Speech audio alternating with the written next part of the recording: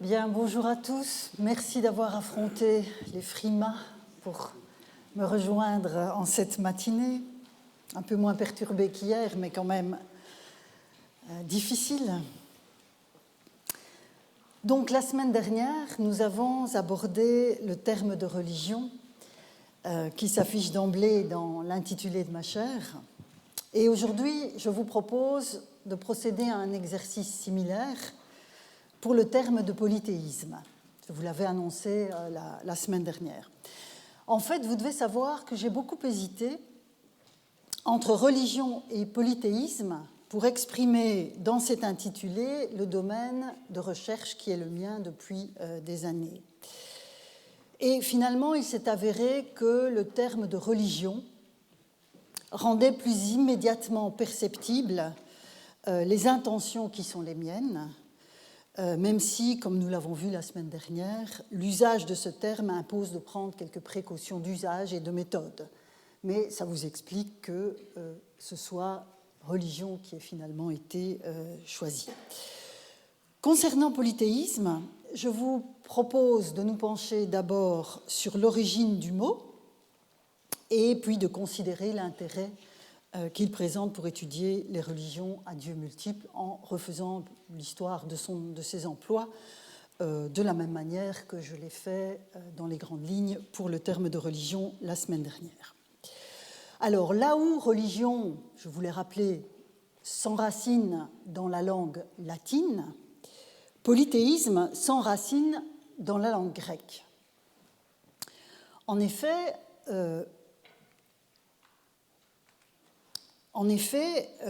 le terme ajoute la dimension plurielle à la référence au Dieu. On a polus, beaucoup, et puis théos, Dieu. Donc polythéisme renvoie à cette multiplicité de dieux. Je dois toutefois préciser immédiatement qu'en grec ancien, on ne trouve pas de terme comme polythéismos, dont on pourrait penser que dérive le français polythéisme, mais ce terme polythéismos n'apparaît pas dans la documentation ancienne, il apparaît uniquement en grec moderne. Je n'ai pas fait l'enquête, donc je ne sais pas exactement à partir de quel moment il apparaît, mais il est attesté. Et en fait, polythéismos en grec moderne est en fait le fruit de l'influence des langues européennes où polythéisme, on va le voir, est utilisé à partir de l'époque moderne. Alors, la seule attestation d'un mot qui renvoie à l'idée de polythéisme antérieure donc, au tournant de notre ère se trouve dans les suppliantes d'Échille. Donc, nous nous remontons au 5e siècle avant notre ère. Et les suppliantes en question sont les Danaïdes, les filles de Danaos, qui sont poursuivies par leurs cousins les Égyptiades. Vous connaissez peut-être ce récit, où les 50 Danaïdes sont harcelées par leurs cousins les 50 Égyptiades, qui veulent s'unir à elles. Et les Danaïdes fuient cette demande en mariage, fuient l'Égypte et viennent jusqu'en Grèce, à Argos plus précisément, qui est leur terre d'origine. Et elles vont en fait s'installer dans un sanctuaire à l'entrée d'Argos, où elles vont invoquer à la fois Zeus, Apollon, Poséidon et Hermès, dieux qui, dans la pièce d'Échille, sont sans doute identifiés par des statues et par des attributs. On va le voir plus précisément. Donc voilà le premier vers que je veux vous soumettre, donc, où l'on voit apparaître le trident dans le propos des Danaïdes, le trident qui est le signe du dieu, je traduis ainsi Séméion. Et donc, Échille, dans sa pièce, dans sa tragédie, va rassembler les dieux qui sont honorés dans ce sanctuaire sous l'expression qui est en apax, donc on n'a pas d'autre attestation dans les textes grecs, sous l'apax de koinobomia, que l'on peut comprendre, et vous voyez que je vous soumets ici une alternative, que l'on peut comprendre comme le fait d'avoir un autel commun, donc tous ces dieux, les 4 dieux en question, seraient honorés sur un même autel, ou bien une communauté d'autels, c'est-à-dire un ensemble de 4 autels dans le même lieu de culte. Vu que c'est un impact, il est absolument impossible de trancher. Après un long échange avec le roi du lieu, donc je continue l'intrigue d'Échille, après un long échange avec le roi du lieu, ce dernier, le roi, est évidemment conscient du malheur qui s'abattrait sur lui, sur sa maison, sur sa cité, s'il livrait les femmes qui sont, nous dit le texte, installées au siège des dieux. Et donc vous avez ici ce que j'ai traduit par siège des dieux, c'est Édraïcine, et les Danaïdes sont elles-mêmes dites Hydruménas. Et donc, je vais revenir sur ce vocabulaire. Elles renchérissent, donc les Danaïdes renchérissent en insistant sur l'injustice qu'il y aurait à les arracher des sièges de nombreux dieux, et vous voyez arriver le terme que je piste depuis tout à l'heure, donc la notion de polythéisme, polythéos.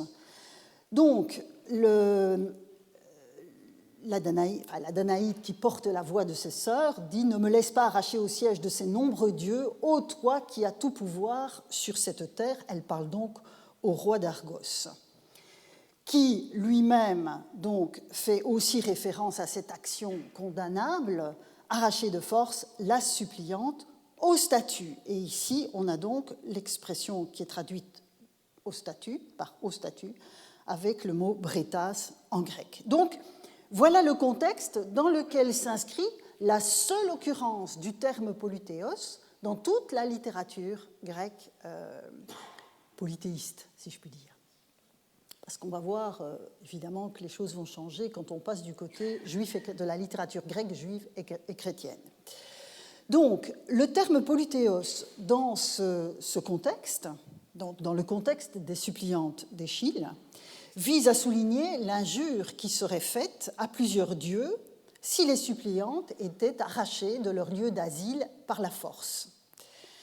Et la construction à laquelle s'astreint Échille dans cette mise en scène d'une supplication ouvre la voie à une série d'éléments constitutifs de cette pluralité. C'est en cela que ce texte m'intéresse et qu'il m'intéresse de vous le soumettre, parce que l'usage de polythéos, pour unique qu'il soit, s'inscrit dans tout un contexte où on voit arriver une série d'éléments constitutifs de ce que j'appelle le polythéisme.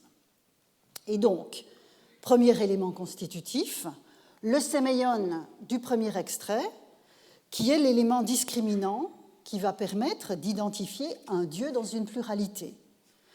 Ce n'est donc pas un simple signe, et peut-être aurais-je pu, et c'est pour ça que je l'ai ajouté ici, traduire aussi par symbole.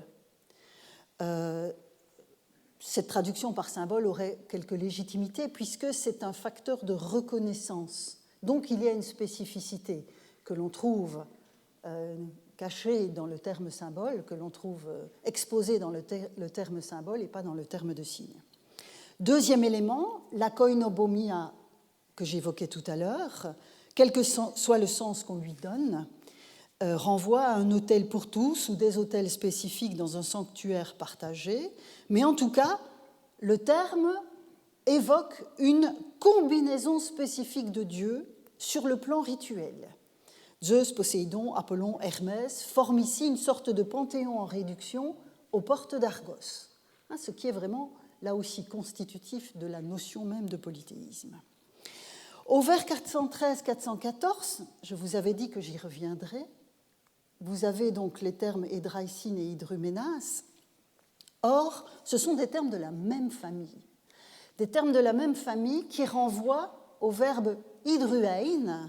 Ceci, c'est une forme participiale de hydruein,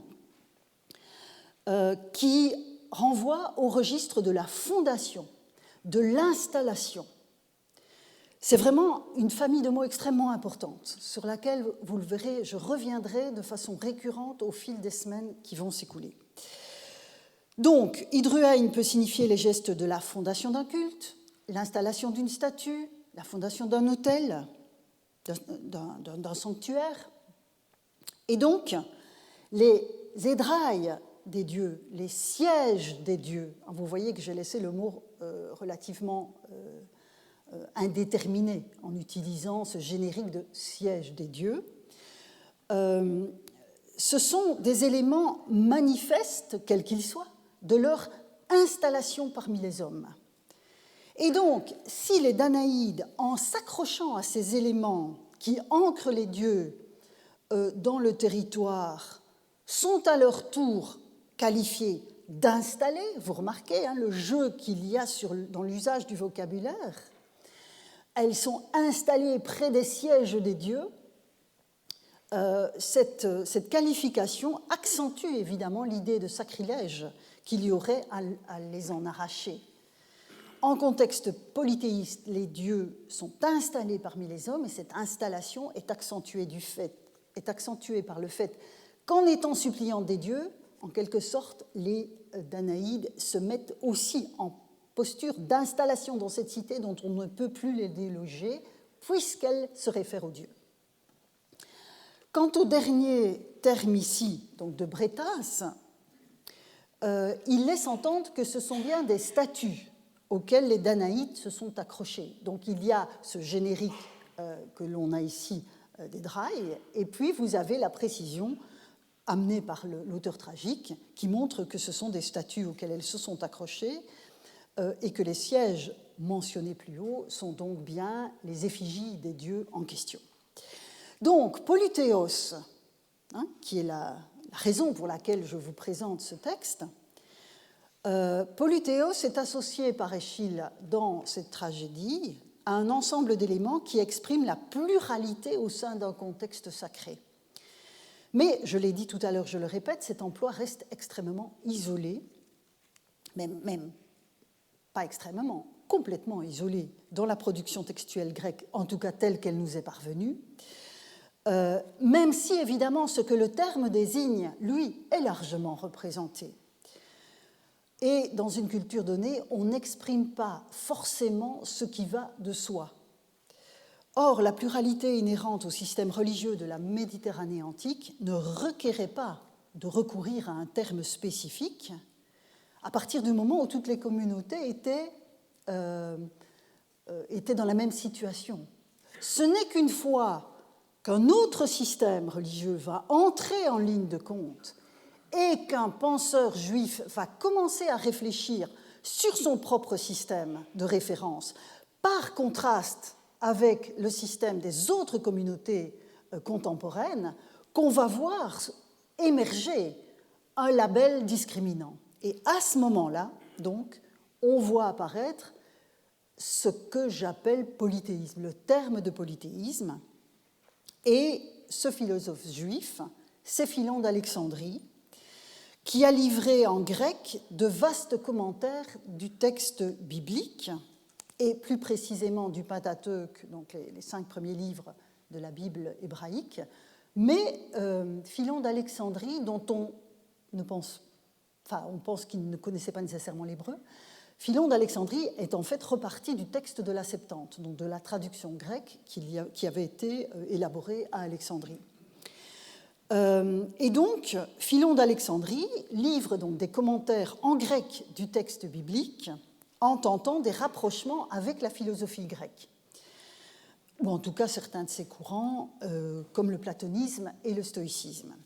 Mais là où le bas blesse évidemment pour l'auteur, c'est évidemment dans la cohabitation de cette brillante philosophie grecque avec un système religieux pluriel dont il est évident pour Philon d'Alexandrie qu'il s'agit d'une erreur fondamentale, une erreur complète de représentation du divin.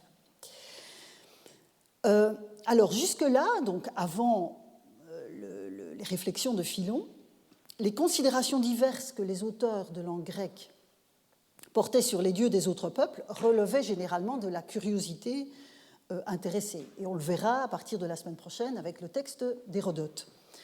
Alors, une telle curiosité pour les coutumes religieuses des autres pouvait aboutir, par exemple, à la traduction des noms des dieux des autres dans sa propre langue. C'était une des stratégies de d'identification et d'explication des dieux des autres.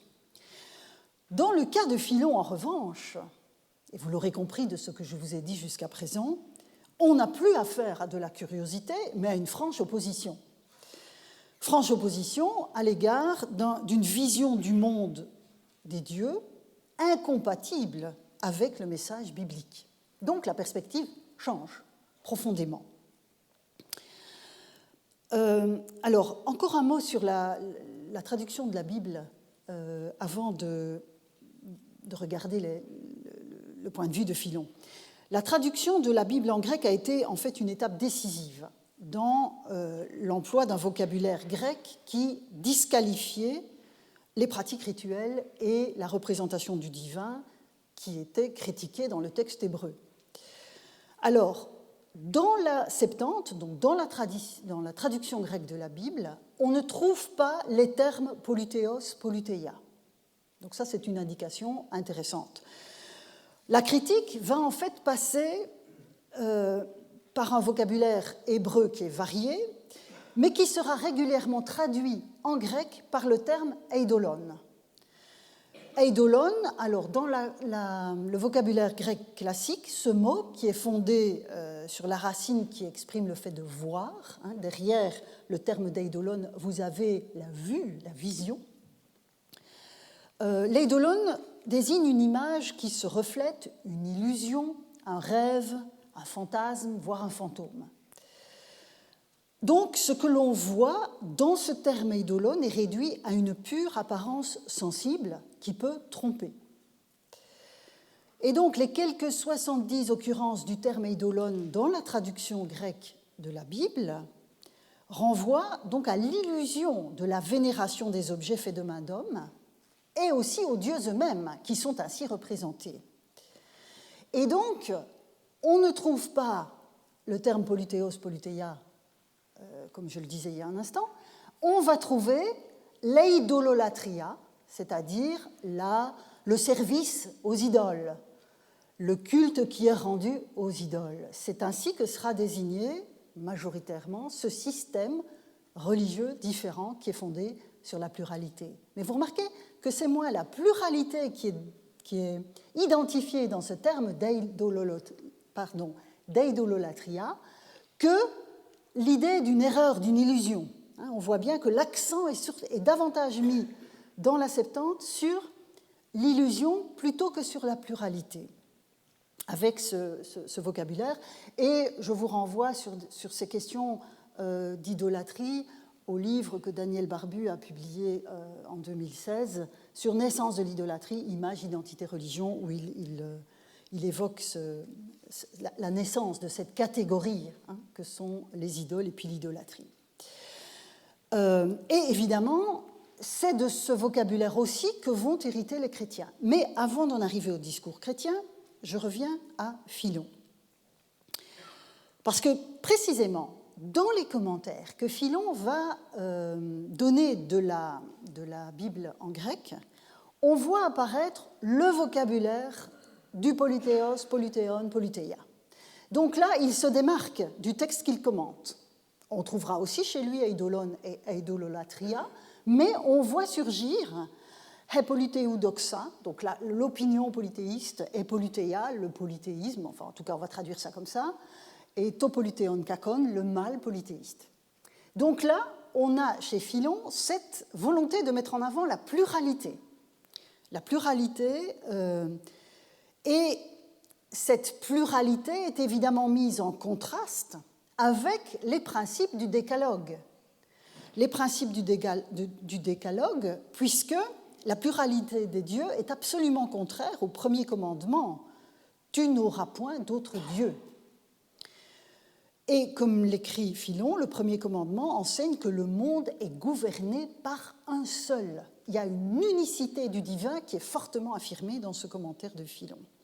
Le cosmos est donc une monarchie, qui est un terme qui reviendra très souvent sous la plume des auteurs chrétiens ensuite.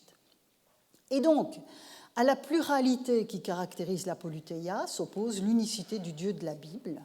Et donc, en important de la terre au ciel L'oklokratia, vous voyez le terme grec ici, que j'ai traduit par le gouvernement de la masse. Oklokratia n'est pas beaucoup attesté dans les textes grecs classiques. On le trouve néanmoins chez Polybe. Et en fait, c'est un terme qui est une critique de la démocratie radicale. L'oklokratia, c'est la perversion de la démocratie.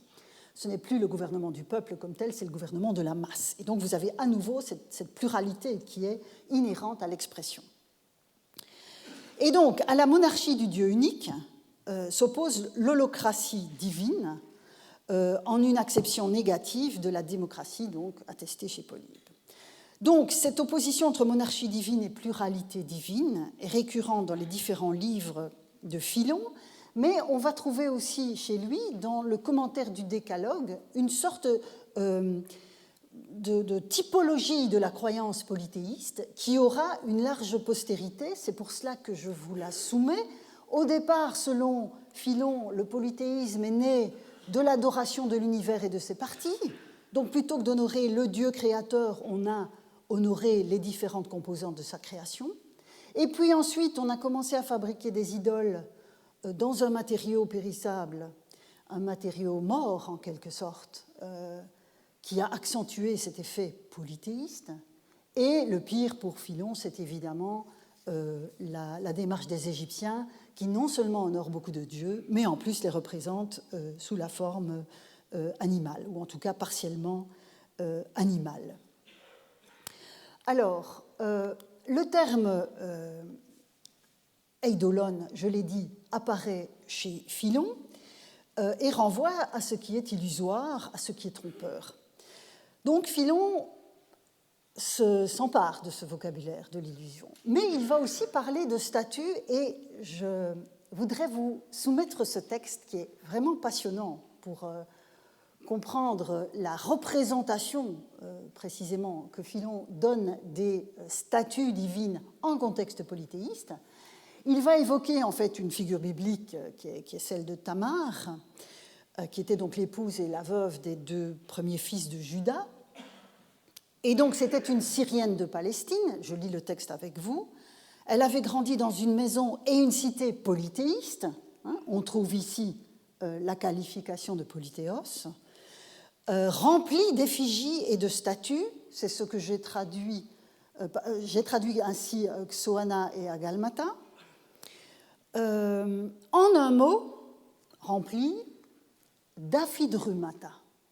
Alors, vous remarquez que je ne l'ai pas traduit, parce que aphidruma fait partie de ces termes pour lesquels les hellénistes ont beaucoup de mal à trouver une traduction qui soit satisfaisante. Alors, il faut quand même à un moment donné ou l'autre traduire, mais je voudrais attirer votre attention sur la formation du mot qui va renvoyer à ce que j'ai dit tout à l'heure du texte d'Échille.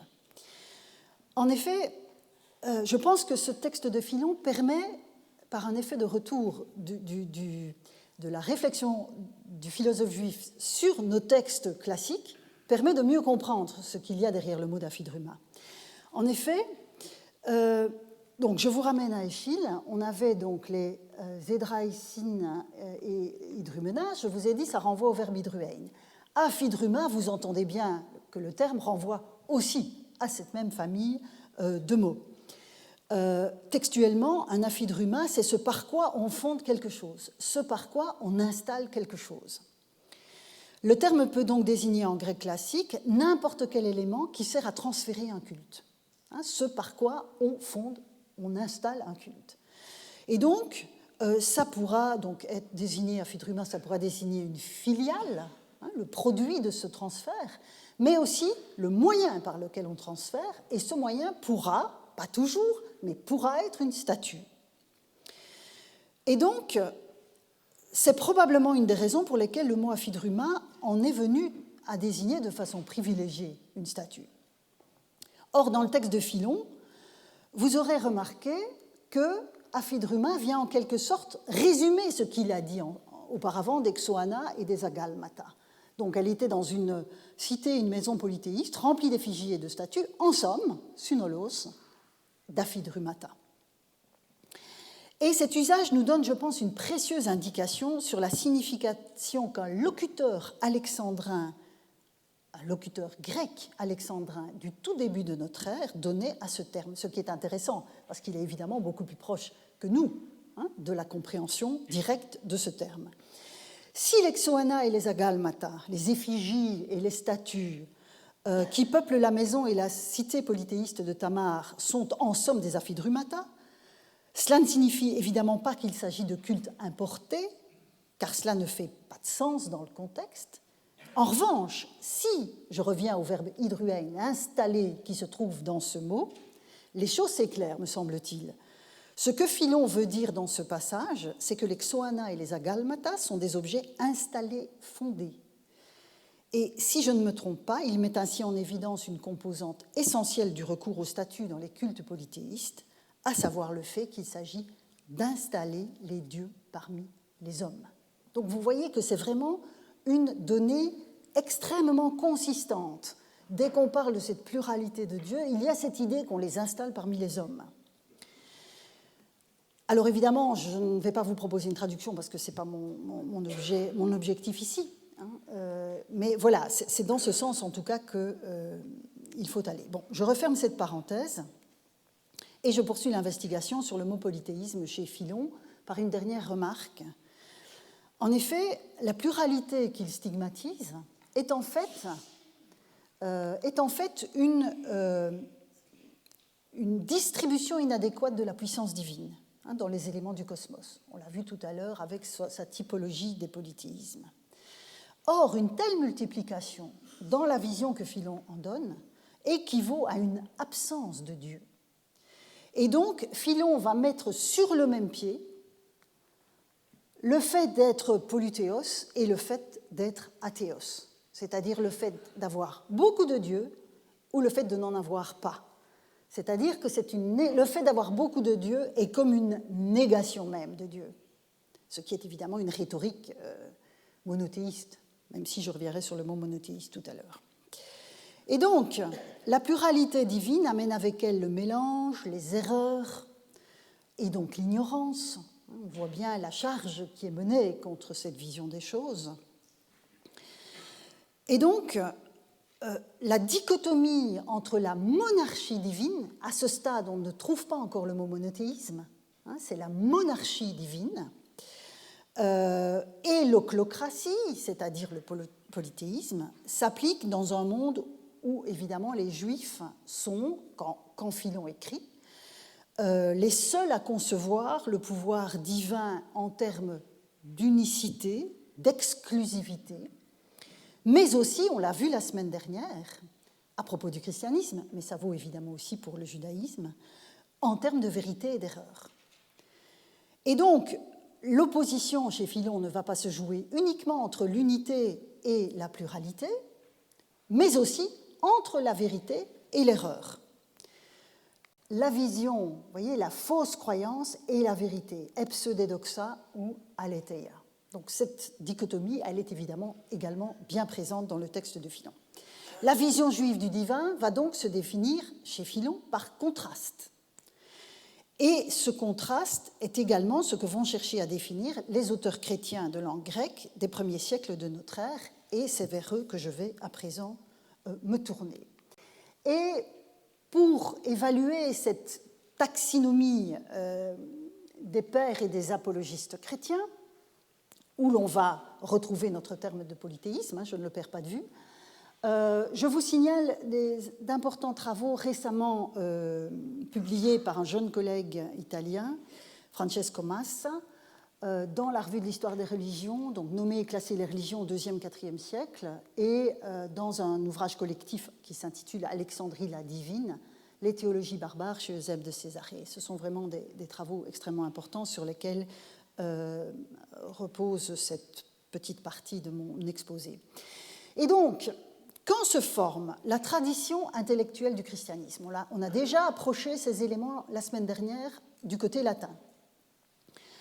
Les auteurs chrétiens, donc, vivant dans l'Empire, puisent au vocabulaire qui est le leur, en latin ou en grec. Je ne reviens évidemment pas sur le terme de religio, dont nous avons analysé les implications la semaine dernière. Du côté hellénophone, on n'identifie pas de processus exactement comparable. Je vous ai dit la semaine dernière que les hellénophones avaient repris le terme treskeia, mais qui est évidemment beaucoup moins attesté en grec que ne l'est religio en latin dans la tradition classique. Donc le processus n'est pas absolument comparable, mais ce que l'on va retrouver en revanche, ce sont les outils que Philon d'Alexandrie a forgés. Des outils polémiques que Philon a forgés pour revendiquer la vérité dans la conception du divin en regard de ce que le philosophe juif appelait donc l'erreur polythéiste. Mais quand les chrétiens se mettent à écrire et à défendre, à soutenir leur vision du monde, le paysage s'est complexifié par rapport au moment où Philon écrivait, lui. Parce que Philon s'inscrivait dans une polarité. Il y avait la tradition juive et les autres. Quand les chrétiens se mettent à écrire, ils viennent en supplément. Ce sont les termes supplémentaires d'une équation qui est désormais à redéfinir. Il y a toutefois une dichotomie qui reste sous-jacente à cette révision, c'est celle, évidemment, vous l'aurez deviné, qui oppose la vérité à l'erreur. Donc ça, c'est extrêmement constant entre la vision de Philon et celle des premiers chrétiens. Sur le large spectre qui va de la vérité à l'erreur ou de l'erreur à la vérité, on trouvera différentes composantes en différents endroits du spectre en question selon les auteurs. Et donc on va trouver chez certains une dichotomie entre les Grecs et les barbares, qui est une vieille dichotomie qui remonte au moins au 5e siècle avant notre ère, auquel s'ajoutent évidemment désormais les Juifs et les chrétiens. Mais globalement, c'est quand même le triangle constitué par les Juifs, les chrétiens, et en face d'eux, ceux qui honorent beaucoup de dieux, et voilà nos polythéistes, qui connaîtra la postérité la plus longue sous différentes appellations. Avant d'en arriver à ces appellations et donc à notre terme de polythéisme, je voudrais dire encore un mot de cette opposition entre la vérité et l'erreur dans la représentation du divin. J'ai déjà effleuré ce point la semaine dernière et j'aurai l'occasion d'y revenir dans les semaines qui viennent, mais ce type de considération et de préoccupation, donc cette dichotomie entre la vérité et l'erreur, était étranger à l'interaction entre hommes et dieux dans les cultures polythéistes. Je vous en ai parlé à propos du texte de Servius la semaine dernière. La recherche de la vérité, quelle qu'elle soit, était conçue comme étant l'apanage de la philosophie grecque depuis ses commencements. Donc vous voyez que cette question, ce rapport à la vérité, en contexte polythéiste, n'est pas une préoccupation que nous qualifierions de religieuse. Cela se passe du côté de la philosophie, même si on pourrait discuter longtemps des relations de la philosophie grecque et la culture polythéiste à laquelle elle appartient. Mais ce n'est pas mon propos aujourd'hui. Mais dès lors, vu ce constat que je vous livre, au moment de penser la place et la spécificité des chrétiens dans ce monde, ce vaste monde de l'Empire romain, que ce soit d'ailleurs le regard que les autres portaient sur eux ou le regard qu'ils portaient sur eux-mêmes, la tendance sera de regarder vers la philosophie. Et donc, dans une certaine mesure, c'est déjà ce que Philon avait essayé de faire en concevant son adhésion à la révélation biblique à l'aune des apports de la philosophie hellénistique. Et donc les chrétiens écrivant en grec ont donc considéré leur message comme une philosophia qui était évidemment supérieure à tout ce qui l'avait précédé. Ce sera notamment le cas de Clément d'Alexandrie.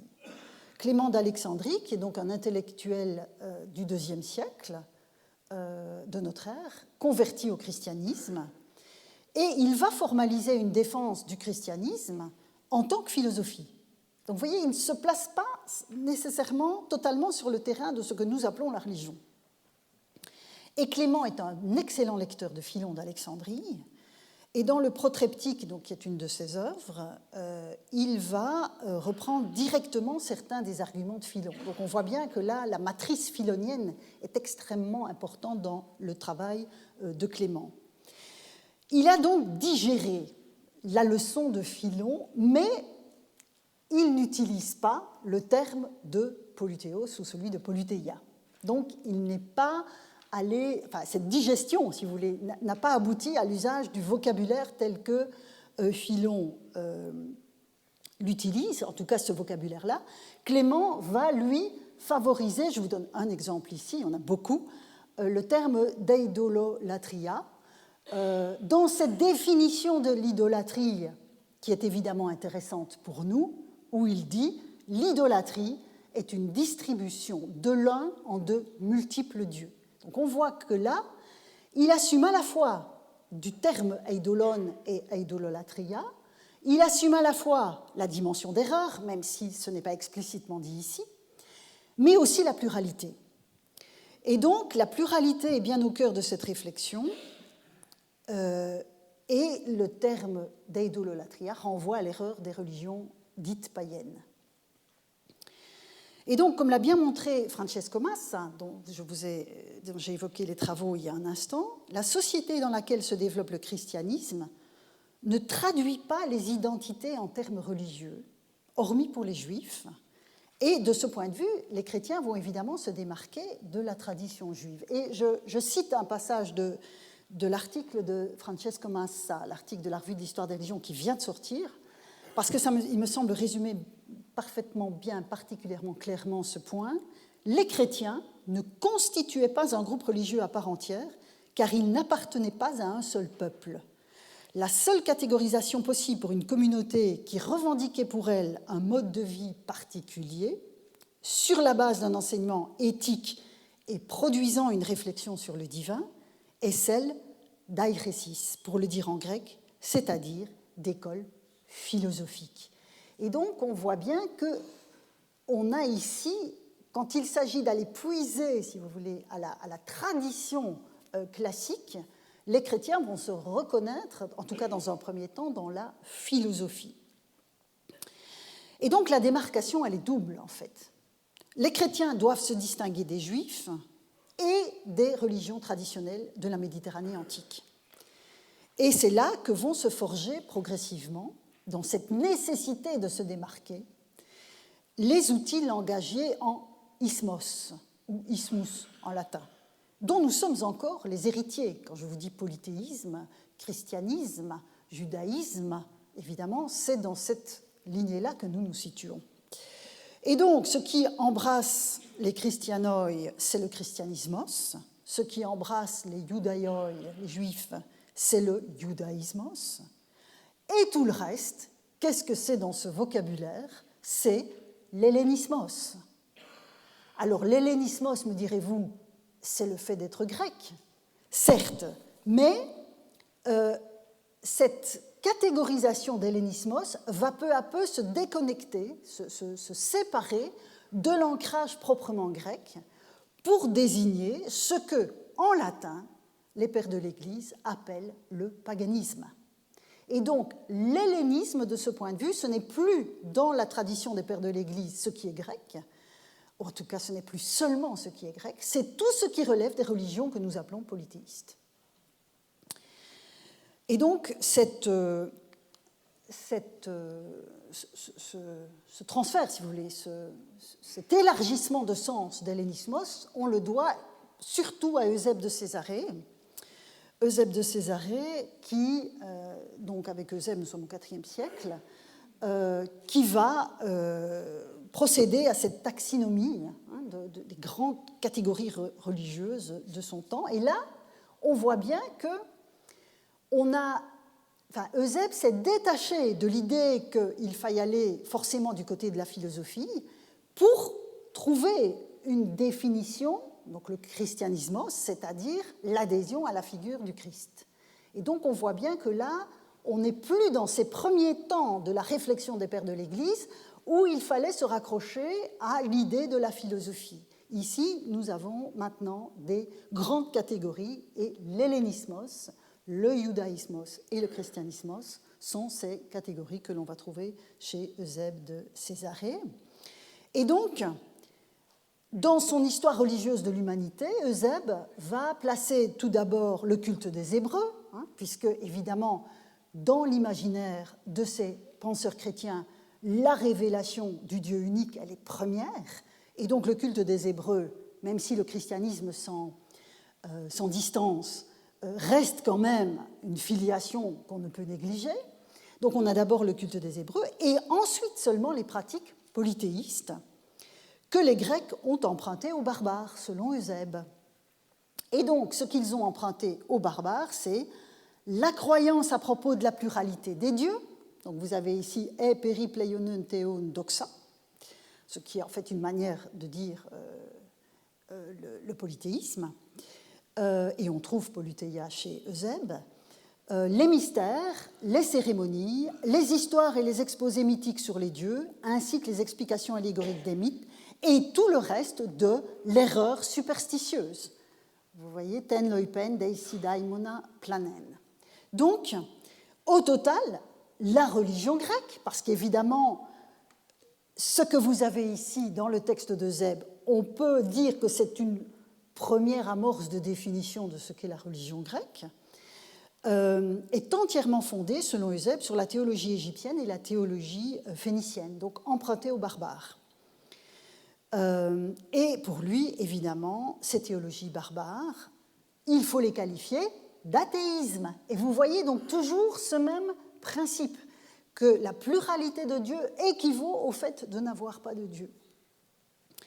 Et les chrétiens, en fait, en héritant du culte des Hébreux, que les Juifs ont fait se dégrader, ils font là une différence entre la révélation aux Hébreux et puis ce que les Juifs en ont fait, donc grosso modo après le retour d'exil. Et ce sont les chrétiens s'érigent en seuls dépositaires des débuts de l'histoire religieuse de l'humanité. Et donc, ce sont ces catégories d'idolâtrie et de paganisme, pas de polythéisme, qui vont traverser le Moyen-Âge. Parce que le Moyen-Âge écrit en latin, du moins du côté de l'Europe occidentale. Comme l'Europe occidentale écrit en latin, ce sont donc les termes d'idolâtrie, même si idolâtrie est un terme grec à l'origine, mais il a été extrêmement rapidement adopté en latin, et paganismus, donc en latin aussi. Alors, je continue mon histoire, avec les grandes découvertes de la fin du XVe siècle, ces termes, l'idolâtrie, le paganisme, vont être également mobilisés pour décrire les croyances et les rituels des peuples du Nouveau Monde. On voit bien qu'on va puiser, que ceux qui réfléchissent et qui écrivent sur les pratiques et les conceptions religieuses de tous ces peuples nouvellement découverts vont en fait aller puiser dans la boîte à outils des pères de l'Église. Et donc, on a les termes d'idolâtrie, de paganisme. Alors, le mot polythéisme, puisque c'est ça qui m'intéresse aujourd'hui, connaît une histoire qui lui est propre et qui est plus lente, plus progressive. En effet, le retour aux textes originaux de l'Antiquité, à partir de ce qu'on appelle la Renaissance, va donner accès à la langue grecque. Le grec en Europe occidentale a été, je ne vais pas dire perdu, mais en tout cas oublié pendant plusieurs siècles. Et le fait de retourner au texte grec va évidemment aussi permettre de remobiliser un vocabulaire que la tradition latine n'avait pas conservé. Et c'est le cas de Guillaume Budet. Tout d'abord, dans son traité De Studio Literarum Recte et Commode Instituendo, en 1532. Donc le Collège de France vient d'être fondé par François Ier sous l'impulsion notamment de Guillaume Budet, et avec lui l'étude du grec. Les commentaires donc, sur la langue grecque de Budet avaient été publiés peu avant, et le traité De Transitu Hellenismi ad Christianismum était en chantier puisqu'il sera publié quelques années plus tard. Le De Studio, que vous avez ici, a une portée religieuse non négligeable en ce qu'il évalue les belles lettres, ce qu'on appelle en latin les bonae literae, donc ce que nous appelons l'humanisme en fait. Donc Guillaume Budet se fait le porte-drapeau, donc il s'agit d'évaluer ces belles lettres à l'aune du christianisme. Donc instituer de manière juste et bonne l'étude des lettres, puisque c'est ça que signifie le traité, cela revient à les inscrire dans une économie du salut qui est chère à la théologie. Et donc, Budet pose la question de savoir quelle relation peut s'établir entre la culture et la foi. Et ce qu'il est intéressant de remarquer, je vous dis juste ça à propos de ce souci de Budet, de concilier la culture et la foi, c'est fondamentalement le souci qui était celui des pères de l'Église. Quelqu'un comme Clément d'Alexandrie, c'était un converti, c'est-à-dire qu'il avait avec lui tout le bagage de la tradition classique, toute la paideia grecque. Et puis, le message religieux, le message chrétien, est évidemment en contradiction avec la vision religieuse du monde des anciens. Comment faire pour conserver la paideia grecque ? Comment faire pour concilier cette paideia grecque avec la nouvelle croyance ? Budet, avec la redécouverte du grec et puis ce souci pour les bona et littérae, se retrouve dans une même position, enfin peut-être pas la même, mais en tout cas similaire. Comment faire pour ne pas être suspect ? Comment faire pour promouvoir l'humanisme sans être suspect de contrevenir à la croyance chrétienne ? Et il est intéressant de constater que dans cette réflexion, Budet, et je pense que c'est le premier, en tout cas je n'ai pas trouvé avant lui, va exhumer les termes grecs de politeia et politeios et les translittérer en latin. Et donc l'argument est le suivant: les anciens poètes conservaient quelques semences de la vérité, mais déformées, incomplètes, et donc il faut se garder des effets de langage. Donc ce sont des indications qu'il donne à ceux qu'intéresse l'humanisme. Il faut faire attention pour ne pas être amené à l'impiété originelle. L'impiété originelle, dit-il, qu'y a-t-il en effet de plus repoussant que de voir après la condamnation du polythéisme, voilà le terme, il n'utilise pas l'idolâtrie ni le paganisme dans ce traité, donc lequel tomba jadis dans l'athéisme. Vous revoyez exactement le même type d'argument que nous avons vu précédemment chez Philon et chez les chrétiens, les premiers chrétiens. Donc, la condamnation du polythéisme, lequel tomba jadis dans l'athéisme, des hommes qui, pour avoir l'air savants et brillants, s'expriment encore comme si l'étude des bonnes lettres n'avait pas renié cette multitude de dieux d'en haut et d'en bas. Donc, c'est la pluralité qui est évidemment problématique. Et donc, il en reparle ici. Donc, nous n'avons pas rejeté les dépouilles du polythéisme, désormais misérables et hideux dans le bain purifiant du Christ, et celles-ci, nous le montrons trop bien, sont toujours dans nos cœurs. Donc, il faut faire attention. En fait, Budet doit défendre l'étude du grec face aux théologiens de l'université qui n'en voulaient pas, d'où la fondation du Collège de France, et il doit évidemment argumenter en ce sens. Donc, la défense des belles lettres passe par l'épuration des scories du polythéisme qui continue d'encombrer leur usage afin d'aboutir à un véritable humanisme chrétien. Alors, dans le traité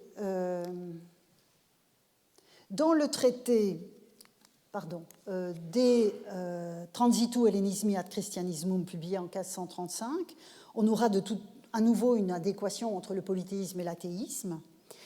On va aussi trouver une identification entre idololatria, parce que dans ce traité le terme est attesté, et polytheia. Donc on voit bien que Budet, de ce point de vue-là, hérite de la tradition latinophone, hérite de la tradition hellénophone. Et un passage est particulièrement intéressant pour notre propos, je vous le lis, dans le De Transitu. Quelle puissance, en outre, quelle puissance, quel merveilleux génie de vérité, nous sommes toujours dans le même contexte, devons-nous estimer qu'a eu jadis la révélation du christianisme, puisqu'il a pu anéantir dans le monde entier le polythéisme le plus ancien qui soit, donc vous voyez, polytheiam vetustissimam, lui qui a pu désacraliser les sanctuaires et les oracles des dieux, lui qui a pu détruire les droits existants entre les peuples, entre les familles, entre les races.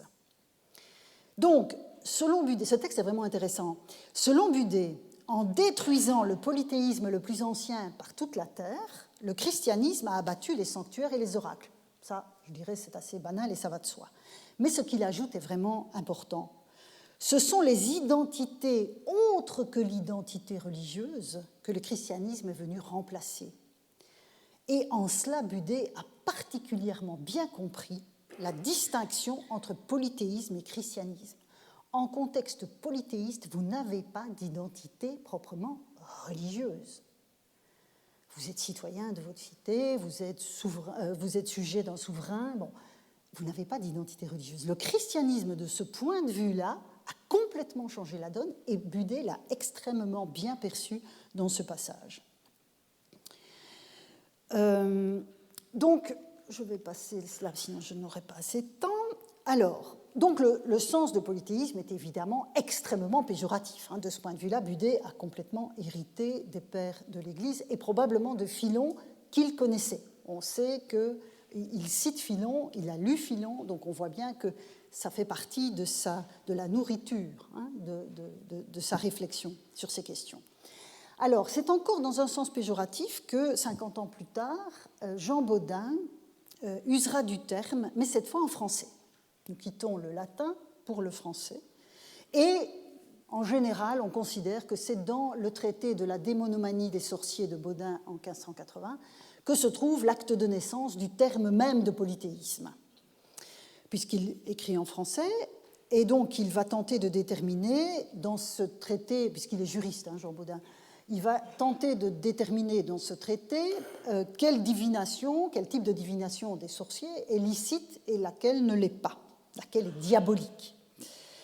Et afin de parvenir à cette distinction, Bodin va souligner que Dieu est la cause unique et éternelle de tout. Donc il affirme l'unicité du divin en critiquant du même coup les hérétiques. C'est important, cette distinction. Donc ici, avec Bodin, on ne se trouve pas dans la critique du paganisme au sens des religions anciennes. On se trouve dans la critique des hérésies chrétiennes.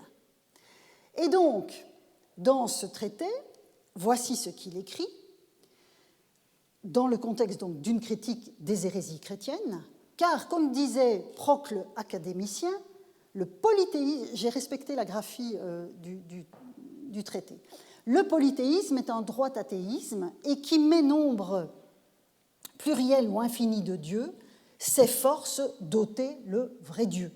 C'est-à-dire, et il introduit une citation en grec, apeiria ton theon anairei, l'ignorance détruit le Dieu.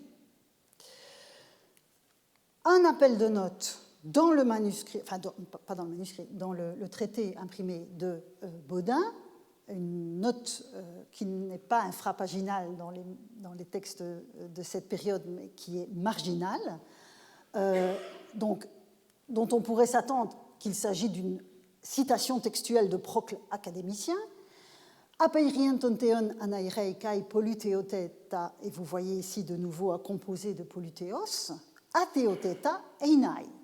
On retrouve le même argumentaire, l'ignorance détruit le Dieu et le polythéisme est un athéisme.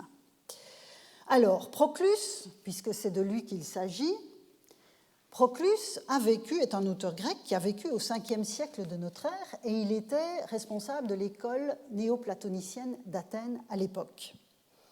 Alors certes, le christianisme était déjà bien implanté au 5e siècle de notre ère, mais Proclus fait partie de ceux qu'on appelle un peu rapidement les derniers païens, même si païen est un mot décidément très problématique, mais bon, utilisons-le. Donc, il fait partie de ces derniers polythéistes, et il faut bien dire que la citation de Bodin n'apparaît absolument pas dans son œuvre, ni ailleurs d'ailleurs. La citation ici n'est attestée nulle part dans les corpus qui nous sont disponibles. Et il me paraît évident, au vu du parcours lexical que nous venons de faire ensemble, que Bodin a en fait travaillé de mémoire, en reformulant à sa manière diverses lectures. Or, comme on l'a vu à propos des suppliantes d'Échille, Polythéos n'est pas attesté dans la littérature polythéiste, à part ce cas particulier. Donc ici, probablement, Bodin a-t-il travaillé de mémoire à partir de sa lecture des pères de l'Église, voire de Philon, dont on sait qu'il le connaissait. Mais encore une fois, le polythéisme de Bodin renvoie aux hérésies chrétiennes. Alors, sur toutes ces questions, je vous renvoie, pour la prolongation de cette réflexion, sauf sur Budet, dont il ne parle pas, aux travaux importants de Francis Schmitt sur ces questions. Et il montre bien que la question de l'idolâtrie va en fait être extrêmement importante à l'époque moderne, après les auteurs dont je vous ai parlé, qui s'interrogent sur l'origine de ces cultes. D'où vient cette multiplicité de dieux? Est-ce que c'est à cause du culte des morts? Ce serait une manière de diviniser des morts? Est-ce que c'est le culte des astres? Est-ce que c'est le fait de vénérer les serviteurs de Dieu plutôt que Dieu lui-même? Toute une série d'hypothèses qui seront posées à l'époque moderne. Mais pour autant que je puisse en juger sur un corpus limité, les auteurs du XVIIe siècle qui écrivent en latin ne vont pas recourir à la transposition de Politeia en latin. Budet, de ce point de vue, est assez exceptionnel. Et ils vont continuer, dans la plupart des traités d'histoire des religions de cette époque-là en latin, à parler d'idolâtrie, d'idololatria ou d'idolatria. En revanche, dans les langues vernaculaires de l'Europe, en français on l'a vu avec Bodin, mais aussi en anglais avec d'autres auteurs dont je ne vous parle pas, le mot polythéisme va trouver sa voie, et plus seulement pour stigmatiser le culte des saints dans le catholicisme romain ou les hérésies chrétiennes. Ce que je voudrais souligner ici, c'est que ce mot de polythéisme va être notamment utilisé à partir de la fin du XVIIe siècle, et puis au cours du XVIIIe siècle, par des auteurs comme John Locke, Pierre Bayle ou David Hume, pour m'en tenir au domaine francophone et anglophone. Et ce recours au terme de polythéisme est plus que la simple substitution de ce mot au mot d'idolâtrie. En effet, il s'agit véritablement d'un changement de paradigme dans la conception même de l'étude des religions, qui se détache progressivement du cadre imposé par la Bible, puisque l'idolâtrie, c'est une donnée que l'on trouve, je vous l'ai dit tout à l'heure, dans la traduction de la Bible hébraïque. Et donc, on se détache progressivement de ce cadre imposé par la Bible et par les apologistes de la monarchie divine. Et c'est d'ailleurs intéressant de voir que c'est au XVIIe siècle qu'apparaît le mot monothéisme. Donc jusque-là, on parlait de la monarchie divine, et puis monothéisme est en fait né de la comparaison avec le polythéisme. Vous voyez combien l'histoire des mots est faite d'aller-retour et de paradoxes.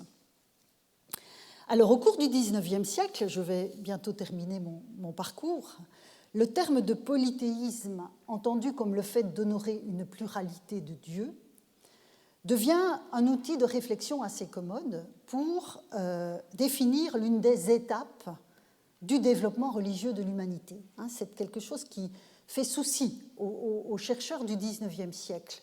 Comment se déploie dans la chronologie l'histoire religieuse de l'humanité?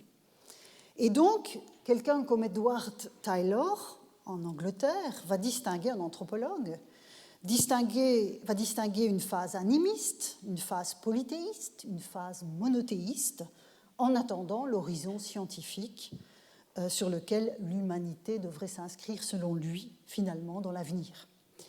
Dans son célèbre Rameau d'or, James Fraser va offrir une déclinaison évolutionniste sensiblement différente. Il parlera, lui, surtout de magie, de religion et de science. Mais il y a pourtant dans le Rameau d'or une occurrence de polythéisme quand il évoque, et en cela il est évidemment l'héritier de Taylor, le passage de l'animisme au polythéisme. Donc on voit bien que c'est ce développement évolutionniste qui prévaut encore. Mais alors, ce qui est aussi curieux d'observer, enfin curieux non, qui est amusant à observer, c'est que Fraser, parfois quand il doit alors désigner de façon globale les religions antiques, il parle de paganisme. Et donc on voit bien que ce vieux mot de paganisme Il a fallu véritablement des décennies, voire des siècles pour s'en débarrasser, et même encore aujourd'hui, on n'en est pas tout à fait débarrassé. Vous voyez, je parlais des derniers païens tout à l'heure, on voit bien qu'on a du mal à s'en débarrasser, et pourtant il faudrait. Alors, du côté francophone, comme ça je continue mon panorama qui n'est absolument pas exhaustif, mais qui vous montre des tendances. Du côté francophone, quand Durkheim, en 1912, publie ses formes élémentaires de la vie religieuse, le système totémique en Australie, il va lui aussi utiliser une fois le terme de polythéisme dans cette affirmation qui montre une compréhension fine de ces systèmes. Tous ces cultes sont solidaires les uns des autres, dit-il à propos du système totémique, et la religion totémique est le système complexe formé par leur réunion, tout comme le polythéisme grec était constitué par la réunion de tous les cultes particuliers qui s'adressaient aux différentes divinités. Donc on voit bien ici, à nouveau, donc cette manière commode de désigner la pluralité des dieux.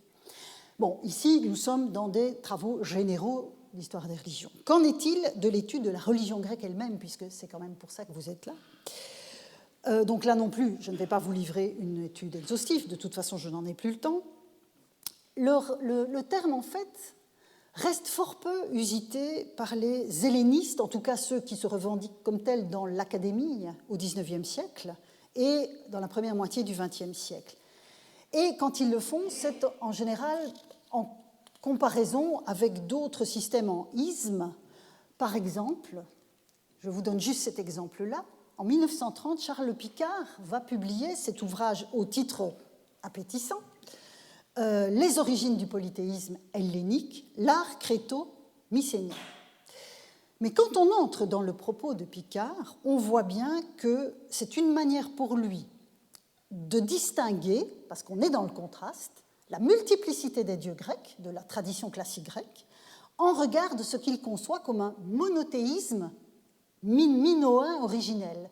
Pour lui, il y avait dans la mer Égée, à l'époque des Crétois, que l'on appelle les Minoens, donc au deuxième millénaire avant notre ère, une grande déesse mère unique. Et donc, s'il utilise le terme de polythéisme, c'est par contraste avec ce qu'il estime être un système antérieur, et aujourd'hui, évidemment, cette vision des choses a été complètement revue.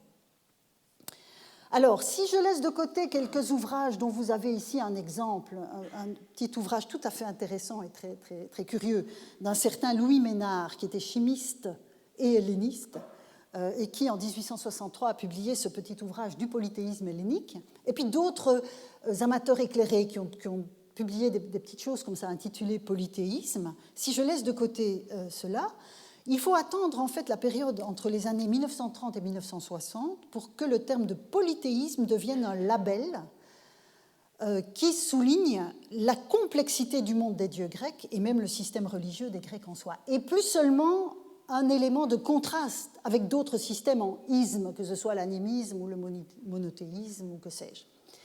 Par exemple, ici je vous ai mis un bouquet de travaux significatifs. Par exemple, le travail donc, de Gernet, le génie grec dans la religion. Donc, on n'a pas polythéisme dans le titre, mais à l'intérieur du livre, il utilise volontiers le terme.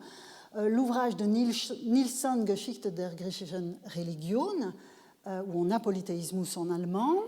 Brelic et le polythéisme en italien.